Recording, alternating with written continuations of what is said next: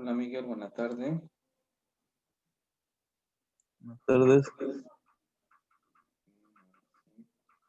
¿Qué tal? ¿Cómo estás? ¿Todo bien? Muy bien, muy bien. Qué bien. Itzel, buena tarde. Hola, buenas tardes. ¿Cómo le va? Aide, buena tarde. Profe, buenas tardes. Buenas tardes. ¿Quién más me falta? Me falta. Aquí tenemos a Isa.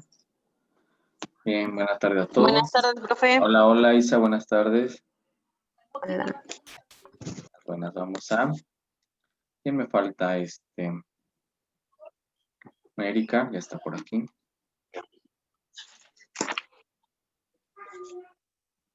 Bien, ¿cómo los tratan los fríos? ¿Qué tal el nuevo horario? ¿Durmieron de más? Aburrido, profe, el horario. ¿Sí? Híjole. Se me hace como muy eterno. ¿Cambiamos de horario? Sí, cambiamos de horario. No sabía. ¿Cómo creen? Ya cambiamos de horario. No sabía. Acuérdense que se atrasó una hora el reloj. Si no, a esta hora ya serían las 2, pero pues no, apenas vamos a la 1 de la tarde. ¿Qué les puedo decir? Ok. Hoy se va a oscurecer muy temprano. Temprano. Muy A las bien. 6, Bien, las pues me da 5 y mucho media. gusto. Ok, me da mucho gusto verles. Buena tarde a todos. Vamos a comenzar la sesión. Bueno, antes de comenzar la sesión, les comento. Los trabajos que van a entregar para evaluar octubre, me los van a entregar me van a mandar sus evidencias el día 4 de octubre, por favor. De octubre, perdón, ahora yo ya me estoy regresando en lugar de avanzando. 4 de noviembre, Ok. ¿sale? 4 de noviembre me mandan imágenes de sus trabajos, por favor. Profe, ¿Sí? con usted nada más son los 2 trípticos, ¿verdad? Sí, nada más van a ser de Dewey, porque pues alcanzamos a ver Dewey. ¿Y quién más? Y Y Pestalozzi, ¿no? Y Pestalozzi. Pestalozzi. A partir del autor que medio veamos hoy, que va a ser Montessori, ese ya lo vamos a considerar para el siguiente mes. Entonces serían 2 trípticos hechos a mano Para el mes de noviembre. sobre Dewey y Pestalozzi nada más, por favor. Ok, profe. ¿Sí? Ok. Sí, profe. Bien, entonces tienen el 4 de noviembre hasta las 8 de la noche para hacerme llegar sus imágenes de sus trabajos. Ok. ¿Mm? Sí, profe. Nada de que se me olvidó, no los hice porque tienen tienen semana y media para terminar sus trabajos, ¿eh? Ok. Sí. Sí. Si los tienen antes, ya saben, me los pueden enviar, no hay ningún problema. Bien. Ok.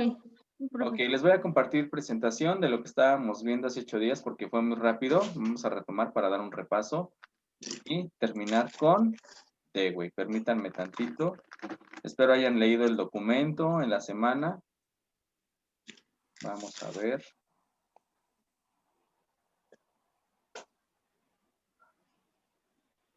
Ok, me dicen si se ve, por favor. Ay, Dios mío, no me voy a contagiar su sueño, ¿eh? Perdón. Ya, profe. Muy bien, Aide. Ya se ve. Sí.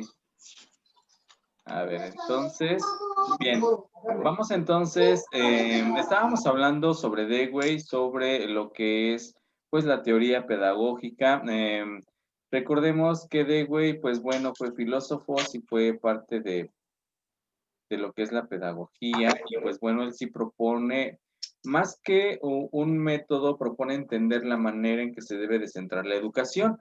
Y recuerden que su planteamiento educativo está más centrado en el docente, porque el docente es el que se encarga de guiar el proceso de aprendizaje del alumno. Entonces, a diferencia de Pestalozzi, de Rousseau, Dewey, pues lo que pretende es que el peso recaiga más sobre el maestro. Entonces, Eso es importante. Pero también Dewey, recuerden que algo que sí hace es centrar también el aprendizaje del alumno en base a sus necesidades y a sus intereses, a lo que al niño le interesa aprender y a lo que al niño le interesa saber, y entonces basa su teoría en esto.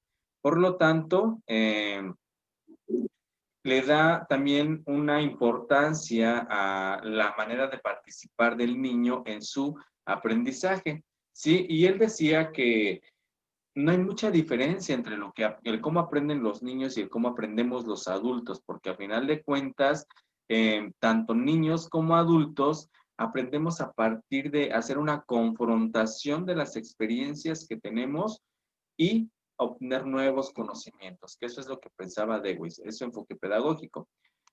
Habíamos comentado también que Dewey propone un rol del docente, es decir, qué es lo que debe de hacer el maestro dentro de la escuela, qué es lo que debe de, cómo es la manera en que debería de ser su trabajo. Y bueno, Dewey también, pues como comentábamos, decía que el niño debemos de basarnos en sus necesidades e intereses, lo que el niño le interesa saber, lo que el niño quiere saber. Pues Dewey decía que por lo tanto el niño tenía un papel activo dentro de su aprendizaje, porque él podía participar. No era un niño que nada más se quedaba sentadito en su butaca esperando a que le dijeran los conocimientos, sino que participaba en esta de aprender. Entonces, aquí el docente era donde entraba su papel súper relevante, porque el docente, el maestro, entonces es el que tenía que generar, como dice Dewey, entornos estimulantes para desarrollar y orientar la capacidad de actuar. ¿Qué quiere decir? Pues que el maestro le tenía que brindar las herramientas necesarias, es decir, materiales, crear condiciones propias y además condiciones interesantes para el niño, para que él pudiera aprender de manera adecuada, de manera correcta. Entonces, por eso es que el docente debe de generar estos ambientes. Debe de estimular al niño a aprender, ¿sí? Y entonces, a partir de esto, hilar lo que el currículum, es decir, lo que las materias nos dicen con los intereses que tiene el niño. Por ejemplo, no sé, si yo en mi salón de clases, mis niños quieren hablar del circo, pues es su interés, quieren saber del circo, quieren saber qué hay en un circo, cómo se forma un circo, quiénes participan, por qué el circo. A partir de ese interés, yo maestro puedo encauzar a mis contenidos de matemáticas, a lo de español, a lo de a conocimiento medio, a formación cívica. Yo los puedo hilar. ¿Cómo los puedo hilar? Porque bueno, si mi niño quiere ver el circo, ¿cómo les podría yo meter matemáticas a los niños ahí si los niños quieren ver el circo, cómo enlazaría yo las matemáticas con el tema del circo? Isa, ¿cómo le haría usted? No la escucho, Isa. Perdón, estaba apagado mi micrófono. Bueno, pues haría, por decir, no sé, en matemáticas, algo que lleve como un ejemplo de los, ¿cómo se llaman esos que avientan? Aros. Ay, se me fue. No, ajá, como los acróbatas, ¿no? Algo así como que ilustrado, que les llame la atención, pero que a la misma vez vayan aprendiendo, digámoslo así. Ok. Sí. ¿Cómo más, Aide, cómo más podríamos hilar las matemáticas al tema del circo? ¿Cómo yo al niño respeto su interés del circo, pero a la vez ahí le meto las matemáticas?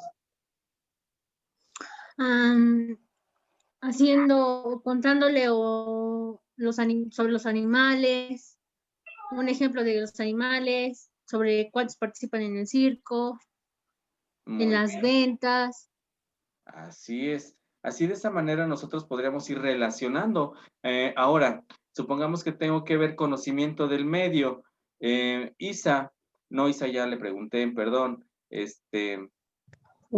Itzel, ¿cómo relaciono, ay Dios mío, cómo relaciono conocimiento del medio, lo que es naturales, con el circo? ¿Cómo pues aprovecho que el niño quiere ver el circo para yo relacionarlo con la asignatura de conocimiento del medio? ¿Cómo lo relacionaría, Itzel?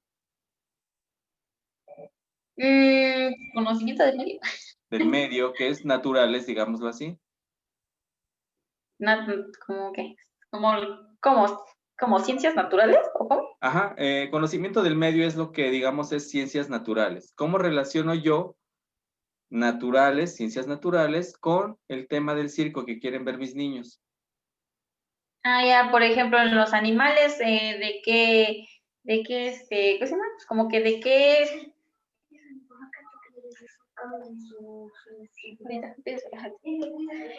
¿cómo podría yo ayudar, bueno, pues, diciéndoles de dónde vienen los animales, cuáles son sus hábitats y todo eso? Así es, o sea, yo podría aprovechar si en el circo viene un elefante, pues a lo mejor del elefante yo podría hablarle, pues de dónde, cuál es el ecosistema de dónde viene, qué come el elefante, si es carnívoro, si es herbívoro, omnívoro, todo eso yo puedo explicarlo a través del circo. Entonces, lo que él decía, Dewey, es eso, relacionar esos intereses que tiene el niño con los contenidos que se nos están marcando. En matemáticas, como decían, contar los animalitos, contar cuántos bolos para los malabares, cuántos payasos hay, cuántos, no sé. Entonces vamos a través de los intereses, pues ligando todo y haciendo que el niño vaya aprendiendo, pero sin perder su interés, ¿sí? Sin perder ese tema que él quiere saber. Entonces, eso es lo que dice Dewey por un lado. Ahora,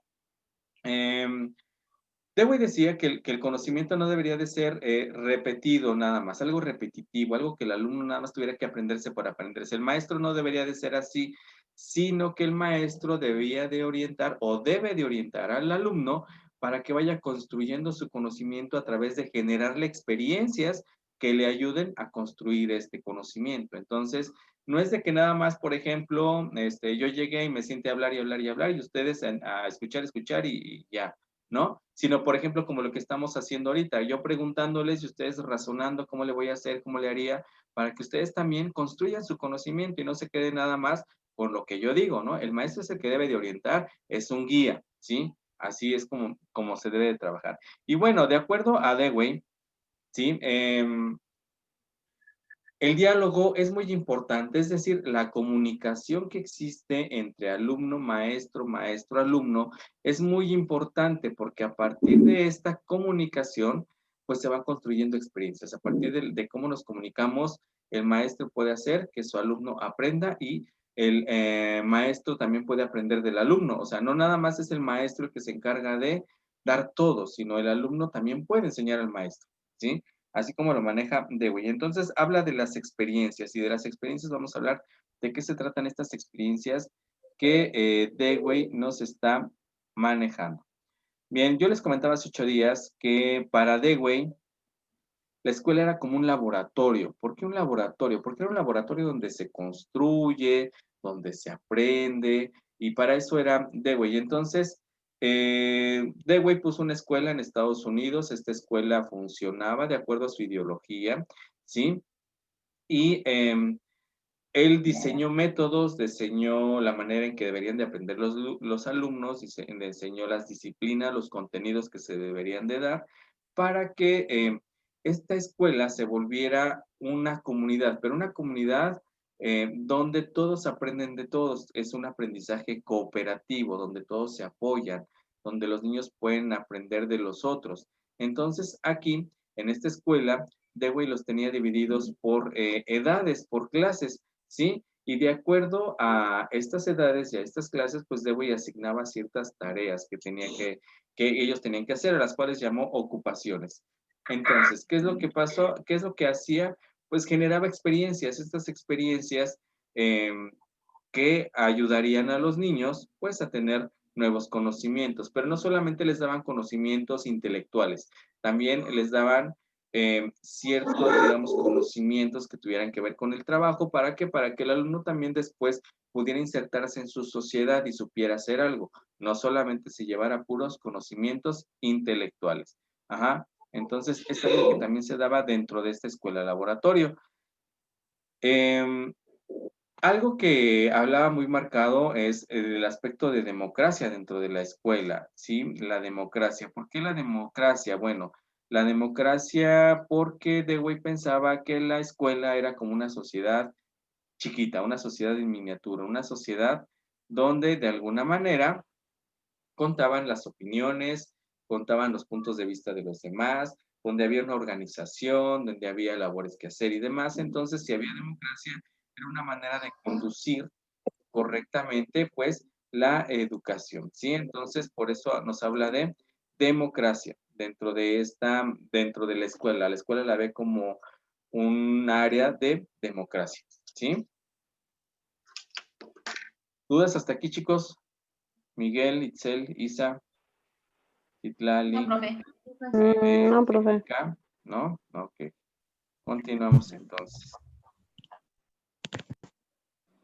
Acuérdense que Dewey pues hablaba mucho de la experiencia, él marca mucho la experiencia, pero decía, bueno, Dewey creía que sí, todo lo que aprendemos tiene que ver con la manera en que tenemos experiencias. ¿Qué es experiencia?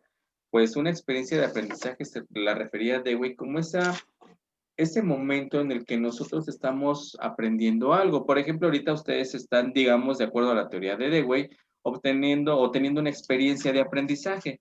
¿Por qué? Porque están aquí, estamos tratando de entender la teoría de Dewey, estamos identificando sus aspectos importantes y aprendiendo. Entonces, se supone que yo tendría que estar generando las condiciones o estoy generando las condiciones para que ustedes puedan entender un poco esta teoría y obtener un conocimiento acerca de la que hay una experiencia, ¿sí? Donde a lo mejor ahorita con la opinión de Isa, de Aide, de Itzel, pues se generan o hacen que los demás también pues vayan generando nuevos conocimientos, ¿sí? Ahora bien, Dewey decía que dentro de esto de las experiencias, no todas las experiencias son iguales, no todas las experiencias, es decir, la experiencia que tuvimos hace 8 días no puede ser igual a la experiencia que estamos teniendo el día de hoy. Ajá. Si se dan cuenta, hace 8 días, como que la explicación fue muy rápido, rapidísimo, porque teníamos 40 minutos, porque el tiempo nos estaba sobre nosotros y demás.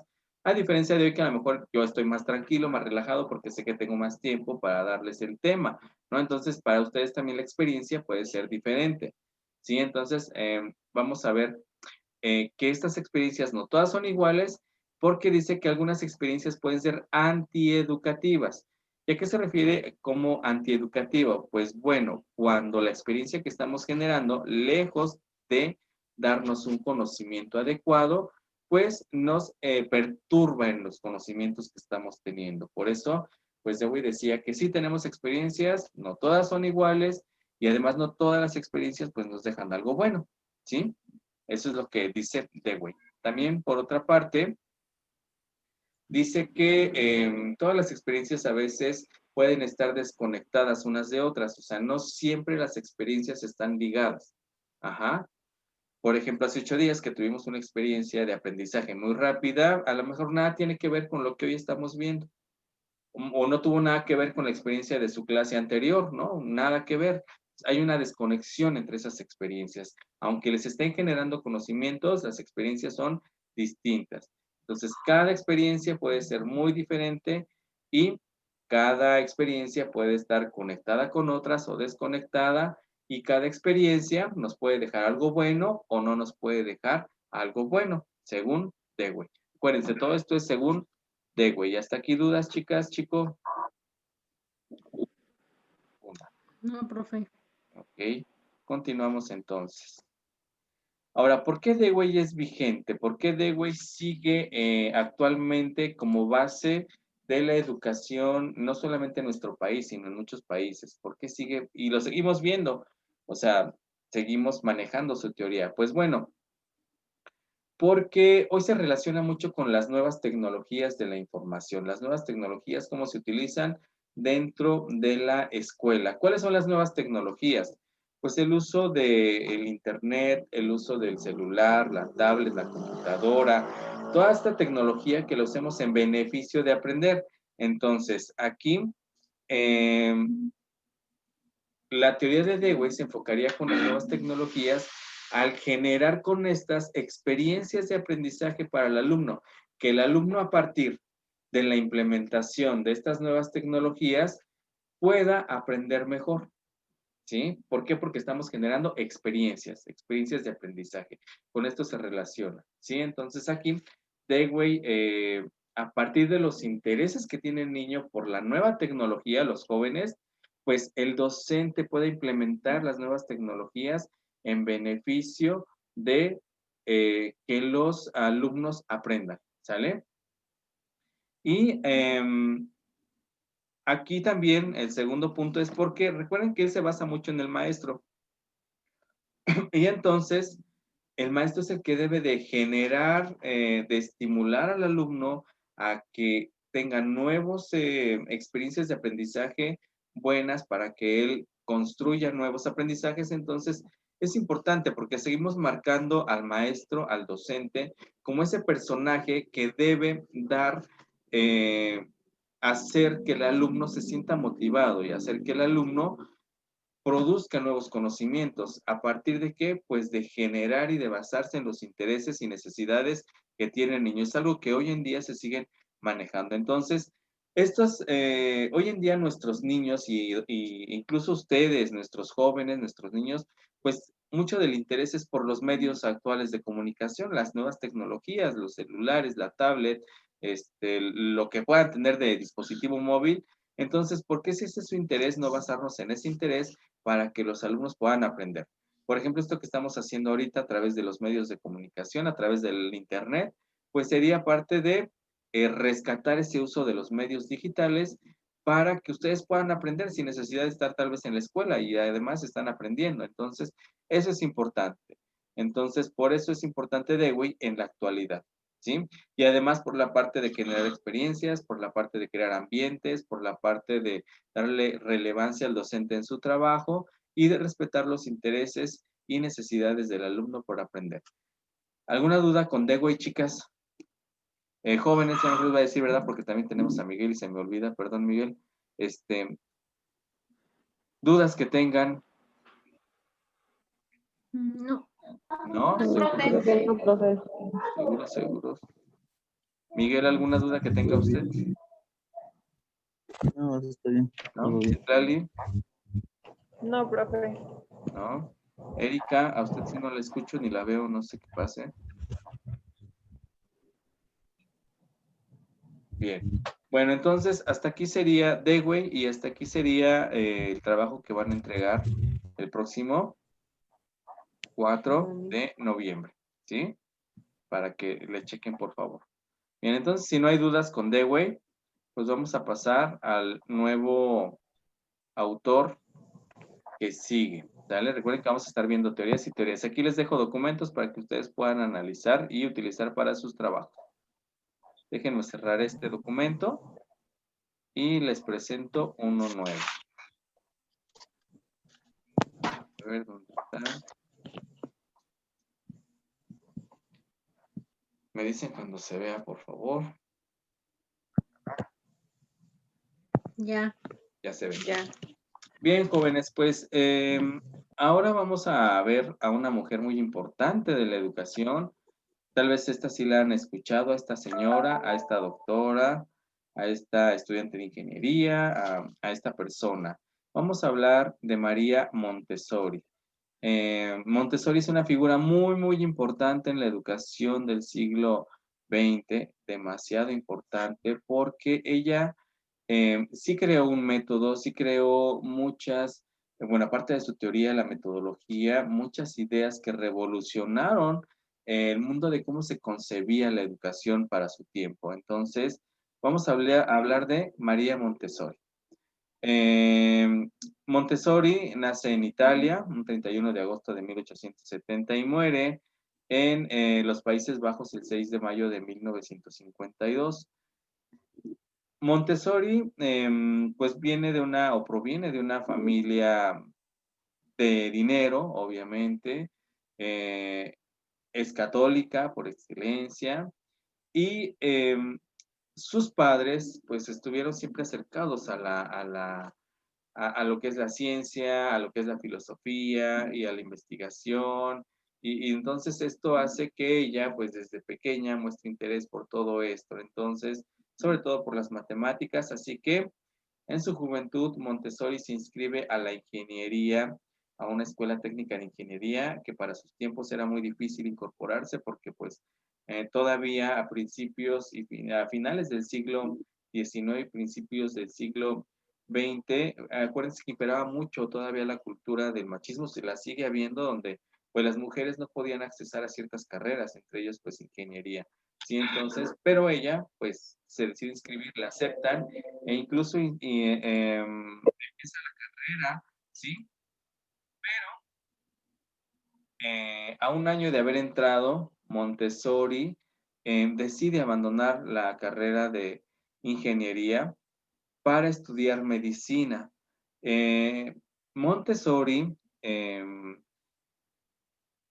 digamos que enfrentó también muchos problemas para entrar a la carrera de medicina, puesto que realmente la medicina en esos tiempos y en su país era una carrera sobre todo que pues estaba destinada para los varones, no para las mujeres. Entonces se enfrentó muchos problemas para poder estudiar, para poder accesar. Montessori aún así entra a la carrera de medicina y se convierte en la primer médico de Italia. Montessori fue la primer médico de Italia, la primer mujer médico de Italia, y también fue una persona que siempre estuvo muy activista en la defensa de los derechos de las mujeres, incluso fue de alguna manera representante de las mujeres italianas. De hecho, su papá quería que fuera maestra, su papá quería que fuera maestra, pero pues ella no quería, ella quería matemáticas, ser ingeniera, pero pues después se fue por el área de medicina, donde vamos a ver que en esta área es donde desarrolla mucha de su teoría, donde aprende demasiado, donde sigue estudiando sobre ello y al final de todos, pues se convierte en maestra, ¿no? Entonces, eh, así es como en Montessori, pues se convierte en la primer médico y ella trabajaba en, no escuelas, pero trabajaba en instituciones donde había niños con capacidades diferentes, es decir, había niños que tenían varias discapacidades visuales, auditivas, cognitivas, incluso psicológicas, y es donde ella trabajaba, ¿no? Entonces, eh, en este trabajar con este tipo de niños, con niños que tenían estas capacidades o estas diferentes necesidades, eh, Montessori se dio cuenta de que algo que les faltaba a los niños, pues no era tanto la atención médica y demás, sino que lo que hacía falta para que estos niños aprendieran eran las condiciones didácticas, pedagógicas, para que ellos pudieran aprender, que no era tanto por una condición diferente, que no era tanto porque el niño fuera sordo, porque el niño fuera ciego, porque el niño eh, tuviera cierta condición psiquiátrica, sino que había otras condiciones que habría que mejorar y esto es lo que va a desarrollar pues parte de su teoría. Ajá. Pero Montessori no solamente estudió medicina y se quedó con medicina, no, aparte de medicina, Montessori estudió biología, filosofía, psicología, ¿sí? Entonces realmente Montessori fue una mujer muy estudiada, estudió diferentes áreas y esto realmente la lleva a construir el método que pues hoy conocemos, el famoso método Montessori. Es muy importante recalcar que este método Montessori no es que sea difícil de trabajar, pero los materiales que a veces se requieren para construir un aula Montessori, la manera que se debe de llevar, son caros. Y además, en México solamente existe una sola escuela que lleva como tal el método Montessori, ¿sí? Pero por ahorita vamos a analizar, por ejemplo, que en todas las escuelas mexicanas, todas las escuelas, incluso en las que ustedes estudiaron, vamos a encontrar muchos elementos de la teoría de Montessori. Vamos a encontrar muchos aspectos eh, que son parte de la metodología Montessori, ¿sí? Bueno, lo vamos a ir descubriendo en esta sesión y en la otra, ¿verdad? Porque no nos va a dar tiempo de ver todo en una sola sesión. Pero bueno, digamos que de manera breve introducción, esta es lo que sería Montessori. Montessori sí dice que que no tuvo familia, que no tuvo hijos, pero hace poco vi yo una película acerca de Montessori, una biografía, digámoslo así, y supuestamente sí tuvo una hija que nunca tuvo con ella, que la dio en adopción, que realmente ella, aunque tuvo una hija, pues nunca estuvo con ella, ¿sí? Y diseñó y sin tener niños, pues diseñó, ¿no? A partir de esto su metodología. Entonces vamos a ver, ya vamos con Rousseau y con Montessori, por ejemplo, que diseñaron teorías sin tener, pues propiamente hijos cerca de ellos. Pero vamos a estudiarlos un poquito poquito más adelante. ¿Puedo cambiarle la página? ¿Sí, chicos? Sí, profe. Ok. Bien. Seguimos con Montessori entonces. Permítanme aquí.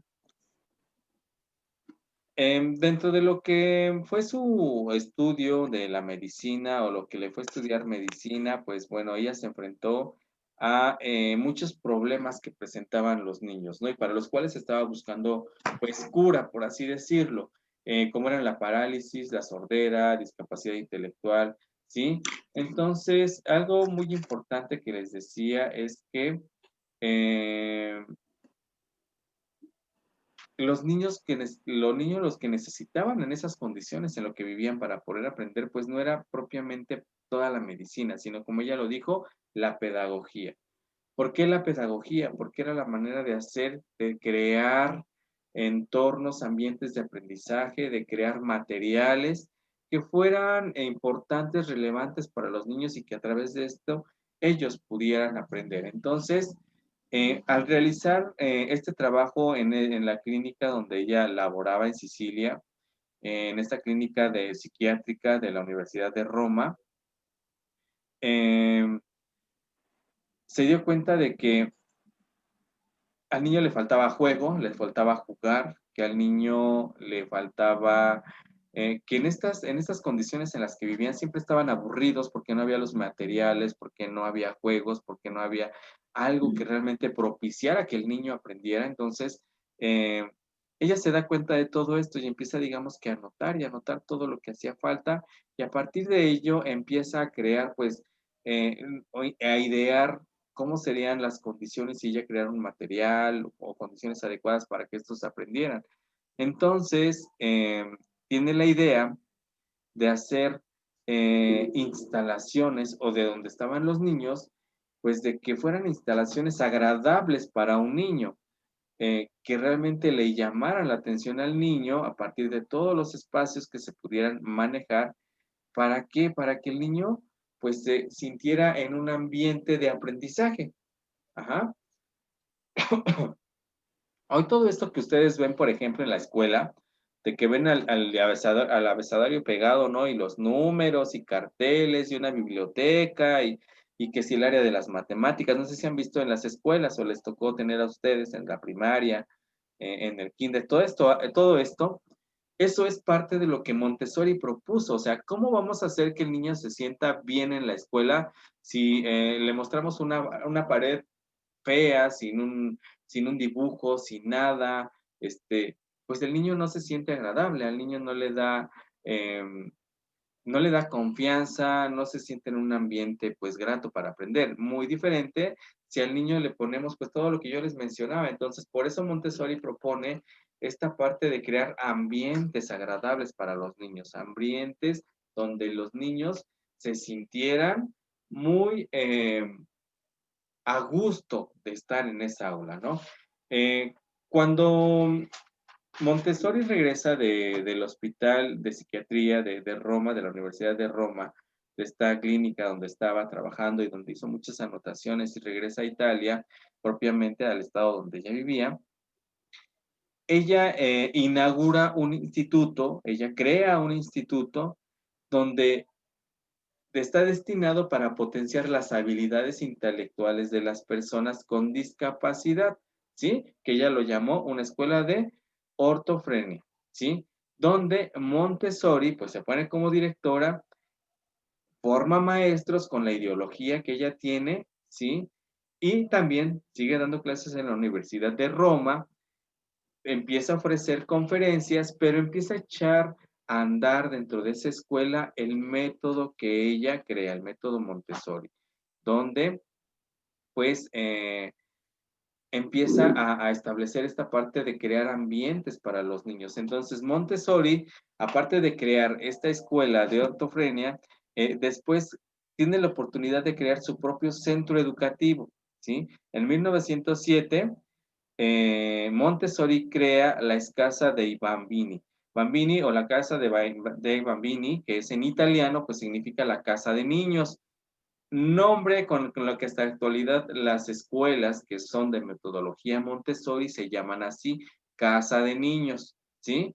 No es como en México que son la escuela Benito Juárez, el preescolar fulanito de tal, no, sino que se llaman casas de niños, ¿sí?